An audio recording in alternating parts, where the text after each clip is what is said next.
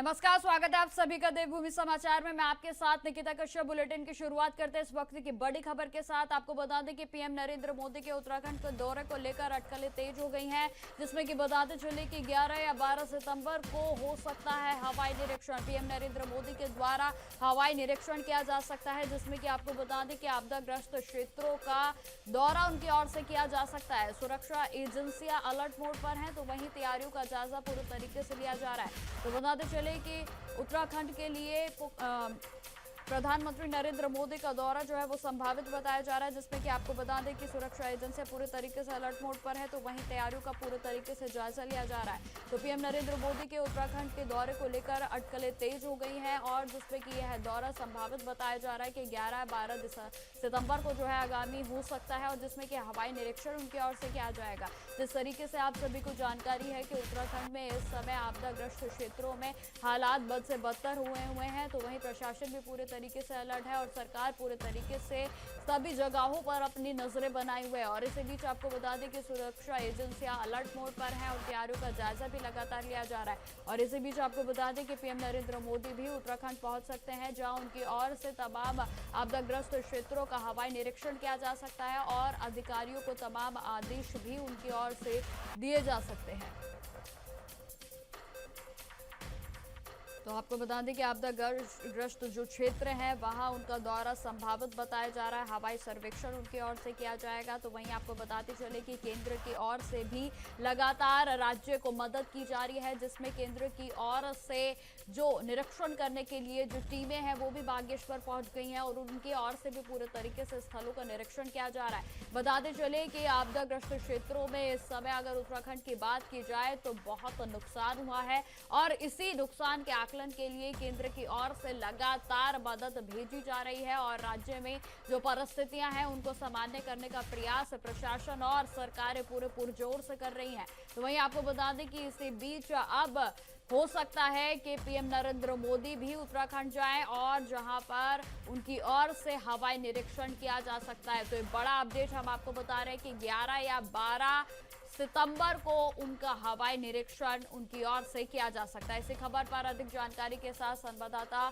अभय कैंतुरा हमारे साथ जुड़ गए। तो अभय, जिस तरीके से जानकारी सामने आ रही है कि आगामी 11 या 12 सितंबर को पीएम नरेंद्र मोदी उत्तराखंड पहुंच सकते हैं, क्या कुछ जानकारी है, विस्तार से बताएं।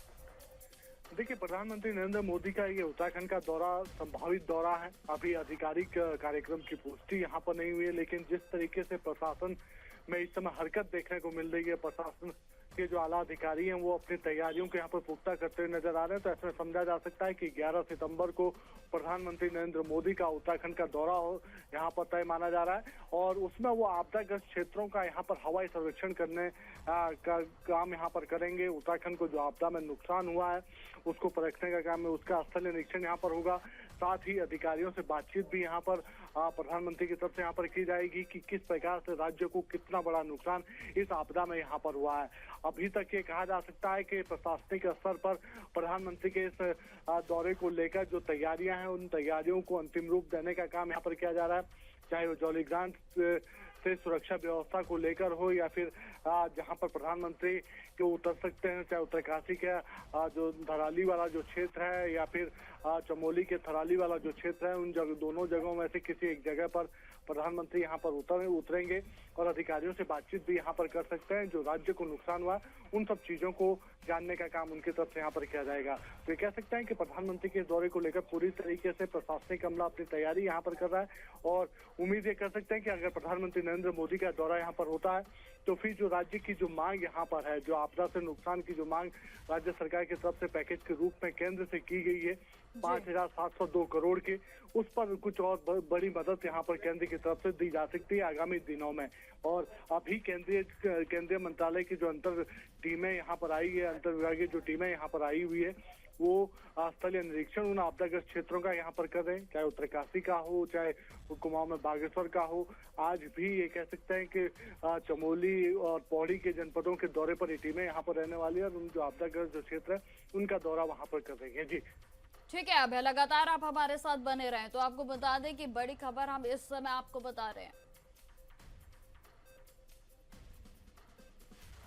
खबरों में आगे बढ़ते हैं। बागेश्वर जिले में आई आपदा के बाद आईएमसीटी ने प्रभावित क्षेत्रों का स्थलीय निरीक्षण किया। आपको बता दें कि टीम ने पौंसारी, बेसानी और जगथाना मोटर मार्ग समेत अन्य आपदा प्रभावित इलाकों का दौरा किया है और जहां निरीक्षण के दौरान टीम ने आपदा के कारण हुए जन धन और कृषि के साथ साथ आधारभूत संरचना और स्थानीय आजीविका को हुए नुकसान का जायजा लिया।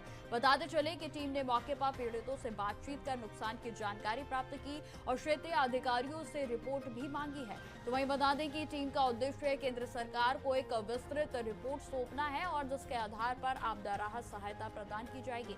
इसके अलावा टीम ने राज्य सरकार के द्वारा संचालित राहत और पुनर्वास के कार्यों में भी समीक्षा की। इस निरीक्षण से केंद्र और राज्य के बीच बेहतर समन्वय स्थापित होने की उम्मीद है ताकि प्रभावित क्षेत्रों को जल्द से जल्द राहत और पुनः निर्माण में सहायता मिल सके।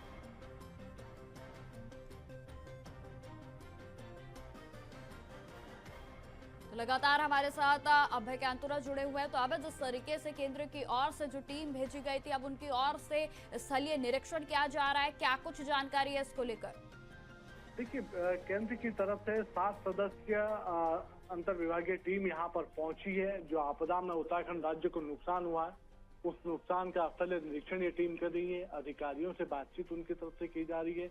जो आपदा प्रभावित जो जनता है, जनता से भी बातचीत करने का काम टीम की तरफ से यहाँ पर किया जा रहा है। और अभी तक की जो जानकारी यहाँ पर मिल पाई है, जैसे ये टीम कल यहाँ से देहरादून से आपदा प्रबंधन विभाग के अधिकारियों के साथ बैठक करने के बाद आपदाग्रस्त क्षेत्रों के लिए दौरे पर निकली थी। तो उसके बाद उनकी तरफ से उत्तरकाशी का जो धराली का जो आपदा प्रभावित जो क्षेत्र है, वहां पर जाने का काम उनकी तरफ से किया गया। जिला प्रशासन के जो अधिकारी थे वो इस दौरे में उनके साथ यहाँ पर मौजूद थे। कुमाऊं जनपद में कह सकते हैं कि जो बागेश्वर का जो आपदाग्रस्त जो क्षेत्र था, उस दौरे उसका भी स्थलीय निरीक्षण उनकी तरफ से यहाँ पर किया गया है। और अभी आज भी ये कह सकते हैं कि आपदाग्रस्त क्षेत्रों का दौरा इस टीम की तरफ से यहाँ पर किया जाएगा। आज पूरा दौरा करने के बाद टीम वापस देहरादून यहाँ पर लौटेगी। कल शासन के आला अधिकारियों के साथ उनकी एक महत्वपूर्ण बैठक यहाँ पर होगी, जिसमें आपदा से हुए नुकसान को लेकर विचार विमर्श यहाँ पर किया जाएगा। जो राज्य की तरफ से केंद्र से जो आर्थिक पैकेज की जो मांग यहाँ पर की गई है, उस पैकेज पर भी बातचीत यहाँ पर होगी कि किस प्रकार से उस पैकेज को यहाँ पर दिया जा सकता है। और जो आकलन यहाँ पर किया गया है राज्य सरकार के आपदा प्रबंधन विभाग की तरफ से विभिन्न विभागों के उसमें आपदा प्रबंधन अपना उस आकलन को एक्सेस करने का काम यहाँ पर करेगा, यानी उसकी भी समीक्षा यहाँ पर होगी। तो ये कह सकते हैं कि पूरी तरीके से इस समय उत्तराखंड जो आपदाग्रस्त जो क्षेत्र है, उन क्षेत्रों में किस प्रकार से आपदा के जख्मों को भरा जा सकता है, कैसे प्रभावित जनता को राहत दी जा सकती है, उसको लेकर टीम यहाँ पर पहुंची है। और उम्मीद ये की जा सकती है कि जल्द ही केंद्र की तरफ से कोई बड़ी आर्थिक सहायता राज्य को यहाँ पर आपदा के मद में यहाँ पर मिल पाएगी, ताकि आपदा प्रभावित लोगों के जो जख्म है उनको यहाँ पर कम किया जा सके। जी बिल्कुल। अबे अगर एक अनुमान लगाया जाए तो आखिर कितने समय जो है, कितने दिन और जो है लग सकते हैं इस विस्तृत रिपोर्ट को बनाने में, वहां पर पेश करने में, क्या कुछ और समय लग सकता है? देखिए, राज्य की तरफ से अभी एक कह सकते हैं कि प्राथमिक रिपोर्ट के तौर पर एक 5,702 करोड़ के नुकसान की बात यहाँ पर कही गई है। ये आंकड़ा आने वाले दिनों में और यहाँ पर बढ़ सकता है, क्योंकि अभी भी जिस प्रकार से बारिश यहाँ पर चल रही है, जिस प्रकार से लगातार विभिन्न क्षेत्रों में लैंडस्लाइड या भूस्खलन वहां पर हो रहे हैं, नदी नालों की वजह से जमीनों को बड़ा नुकसान यहाँ पर हो रहा है, मार्ग अवरुद्ध हो रहे हैं। तो ऐसे में समझा जा सकता है कि नुकसान का आंकड़ा और यहाँ पर बढ़ सकता है। लेकिन फिलहाल अभी ये कहा जा सकता है कि जो केंद्रीय टीम यहाँ पर आई है वो अपना एक्सेस यहाँ पर कर रही है, उन सब चीजों का आंकलन यहाँ पर कर रही है, स्थलीय निरीक्षण यहाँ पर कर रही है। जिलों के जो जिला अधिकारी है उनसे भी बातचीत यहाँ पर कर रही है और उस रिपोर्ट को वेरीफाई करने का काम यहाँ पर कर रही है, जो राज्यों की तरफ से अब तक उनके पास यहाँ पर प्राप्त हुई है। उम्मीद की जा सकती है कि इस आर्थिक पैकेज के तौर पर केंद्र सरकार की तरफ से जल्द ही बड़ी मदद यहाँ पर दी जाएगी और उस मदद से उत्तराखंड राज्य आपदा के बाद पुनर्निर्माण के कार्यों को पुनः शुरू कर सकता है। जी ठीक है अभय, तमाम जानकारी के लिए आपका बहुत बहुत धन्यवाद। खबरों में आगे बढ़ते हैं। अब खबर काशीपुर से है, जहां मुख्यमंत्री पुष्कर सिंह धामी ने कहा कि गुरु तेग बहादुर जी की 350वीं शहीदी जयंती के अवसर पर शहीदी नगर कीर्तन का हिस्सा बनना मेरे लिए सौभाग्य की बात है। नगर कीर्तन सिर्फ एक यात्रा नहीं है, बल्कि यह गुरु तेग बहादुर जी के संदेश और शिक्षाओं को भी प्रसारित करेगा। ये मेरा परम सौभाग्य है कि मुझे आज गुरु तेग बहादुर जी के 350वें शहीदी दिवस के पावन अवसर पर आयोजित शहीदी नगर कीर्तन का हिस्सा बनने का शुभ अवसर प्राप्त हुआ है। और जैसा बताया गया कि नगर कीर्तन यात्रा असम के होबड़ी साहिब से प्रारंभ होकर विभिन्न राज्यों से होते हुए 2500 किलोमीटर की यात्रा तय करके श्री आनंदपुर साहब पहुंचकर ये पूरी होगी। मेरा मानना है कि ये नगर कीर्तन केवल एक यात्रा नहीं है, बल्कि आस्था, एकता और हमारे गुरु साहब के संदेश को जन जन तक पहुंचाने का एक पवित्र अभियान है। भाइयों बहनों, गुरु तेग बहादुर जी ने उस संकटपूर्ण कालखंड में अपने प्राणों की आहुति दी जब हमारे देश की संस्कृति, धर्म और आत्मसम्मान पर गंभीर खतरा बना हुआ था। अभी मेरे से पहले आदरणीय चीमा साहब ने बहुत थोड़े शब्दों में उसको यहाँ पर व्यक्त भी किया। मात्र 14 वर्ष की अल्पायु में ही उन्होंने अपने पिता के साथ मुगलों के खिलाफ युद्ध में अद्वितीय वीरता का परिचय दिया। उनकी वीरता से प्रभावित होकर उनके पिता ने उनका नाम तेग बहादुर अर्थात तलवार का धनी रखा था। उन्होंने कश्मीरी पंडितों पर हो रहे औरंगजेब के अत्याचारों के खिलाफ आवाज बुलंद करते हुए कहा था, मैं हिंदुओं का वीर हूं, किसी भी हिंदू से पहले मुझे मुस्लिम धर्म कबूल करके दिखाइए। खबरों में आगे बढ़ते हैं। उत्तराखंड की राजनीति इस समय दो अहम मुद्दों को लेकर गरमाई हुई है। एक और मुख्यमंत्री पुष्कर सिंह धामी के मंत्रिमंडल के विस्तार की अटकलें तेज हैं, तो वहीं दूसरी ओर राज्य में आपदा प्रबंधन को लेकर सरकार पर सवाल खड़े हो रहे हैं। आपको बताते चले कि धामी मंत्रिमंडल में फिलहाल 5 पद खाली हैं और बीजेपी के विधायक लगातार मुख्यमंत्री से मुलाकात कर अपने दावेदारी को पेश कर रहे हैं। क्षेत्रीय और जातीय संतुलन को ध्यान में रखते हुए नए चेहरों को शामिल किए जाने की चर्चा है और इस राजनीतिक हलचल के बीच कांग्रेस नेता और पूर्व मुख्यमंत्री हरीश रावत ने बीजेपी पर निशाना साधा। उन्होंने कहा कि जब राज्य आपदा की मार झेल रहा है तब बीजेपी नेता कुर्सी की राजनीति में व्यस्त है। रावत ने आरोप लगाया है कि मुख्यमंत्री केवल औपचारिकता निभा रहे हैं, जबकि धराली जैसे आपदा प्रभावित इलाकों में लोग अब भी राहत और पुनर्वास की उम्मीद लगाए बैठे हैं।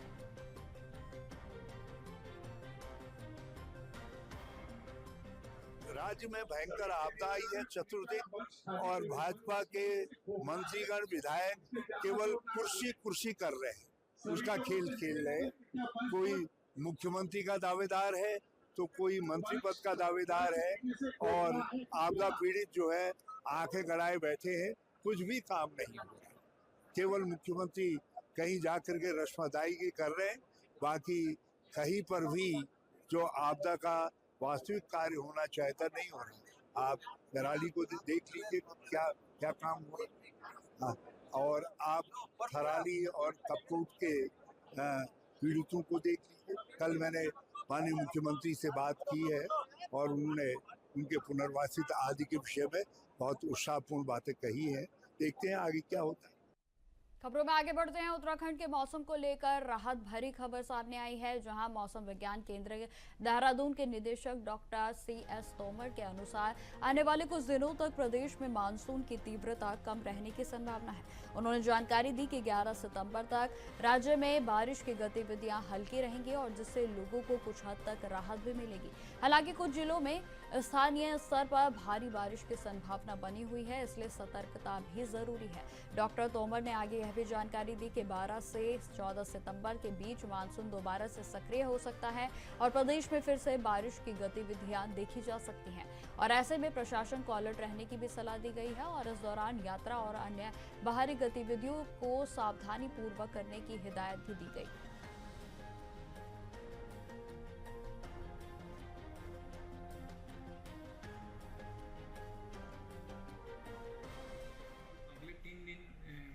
बारिश की तीव्रता और डिस्ट्रीब्यूशन थोड़ा कम हो जाएगा और हमको ये उम्मीद है कि ये दौर 11 तारीख तक ऐसे चलेगा, मतलब कम होगा, डिस्ट्रीब्यूशन भी कम होगा, इंटेंसिटी भी कम होगा।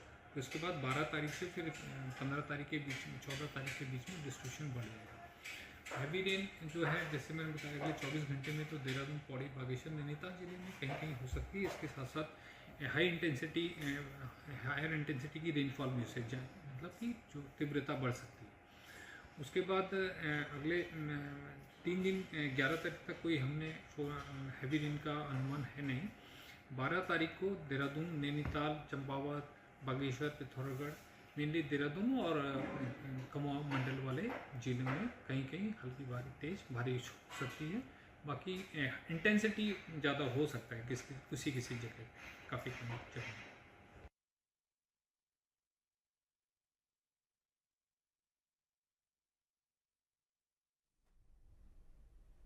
पर्वतीय राज्य उत्तराखंड में मानसून के चलते कई प्रकार की कठिनाइयों का सामना करना पड़ता है और साथ ही बीते दिनों में उत्तराखंड के मुख्य चारधाम यात्रा के मार्गों में भी कठिनाइयां लगातार बढ़ती जा रही है और जिसकी मरम्मत के लिए प्रशासन निरंतर कार्य कर रहा है। तो वहीं आपको बता दें कि बद्री केदार समिति के अध्यक्ष ने जानकारी देते हुए यह भी बताया कि मुख्यमंत्री पुष्कर सिंह धामी निरंतर ग्राउंड जीरो पर जाकर आपदा प्रभावित क्षेत्रों का जायजा ले रहे हैं। साथ ही लोक निर्माण विभाग के साथ साथ एनडीआरएफ, एसडीआरएफ व तमाम एजेंसियां मार्गों को दुरुस्त करने में निरंतर प्रयासरत हैं।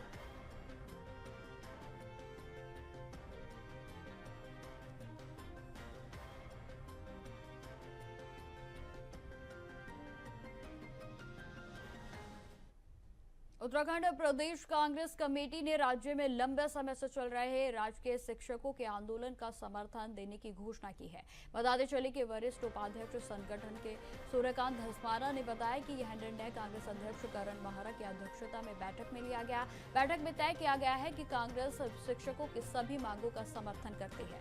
पार्टी ने मुख्यमंत्री पुष्कर सिंह धामी से मांग की है कि शिक्षा विभाग के द्वारा प्रधानाचार्यों और हेडमास्टरों की सीधी नियुक्ति संबंधित विज्ञप्ति को तुरंत ही निरस्त कर दिया जाए और रिक्त पदों पर पदोन्नति के माध्यम से उन्हें भरा जाए। तो वहीं आपको बता दें कि धस्माना ने स्पष्ट किया है कि यदि प्रदेश की सरकार अपनी सीधी भर्ती की नीति पर कायम रही तो 2027 में कांग्रेस की सरकार बनने पर सभी पद पदोन्नति से भरे जाएंगे और पुरानी पेंशन योजना को पुनः से लागू किया जाएगा। कांग्रेस शिक्षकों के हितों की रक्षा के लिए प्रतिबद्ध है।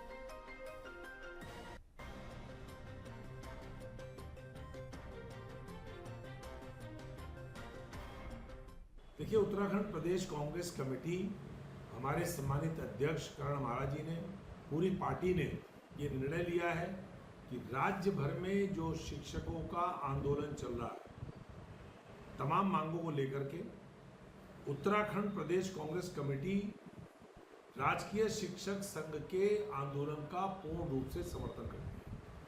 उनकी अगर मांगे देखी जाए तो उनकी बिल्कुल वाजिब मांगे हैं और विशेष तौर पे जो पूरे प्रदेश के अंदर 1000 से ज़्यादा पद प्रधानाचार्यों के खाली पड़े हैं, लगभग 900 पद हेडमास्टर्स के हाई स्कूल में खाली पड़े हुए हैं, उनमें जो सीट पदोन्नति से भर्ती होती है, जो हमारे राजकीय शिक्षक संघ की मांग है कि इन सारे पदों को पदोन्नति के पद माने जाएं, पदोन्नति से, प्रमोशन से पद भरे जाएं, जबकि राज्य की सरकार, शिक्षा मंत्रालय 50% उसमें सीधी भर्ती करने के पक्ष में है। उसके बारे में उन्होंने विज्ञप्ति भी जारी कर दी है। पूरे राज्य में जितने प्रधानाचार्य हैं, जितने हेडमास्टर्स हैं, उन्होंने इस्तीफा दे दिया। जो पदभार उनके पास थे उससे उन्होंने रिजाइन कर दिया है और इस समय पूरे राज्य के अंदर जो 1100 तमाम पद केवल पदभार में चल रहे थे, केवल चार्ज में चल रहे थे, उन सारे प्रधानाचार्यों ने अपने पदों से इस्तीफा दे दिया है। बहुत बड़ा संकट पूरे राज्य में हो गया है और 2-2 महीने से वेतन नहीं मिला अध्यापकों को, क्योंकि ड्राइंग एंड डिस्पर्सिंग जो पावर है वो प्रधानाचार्य के पास है।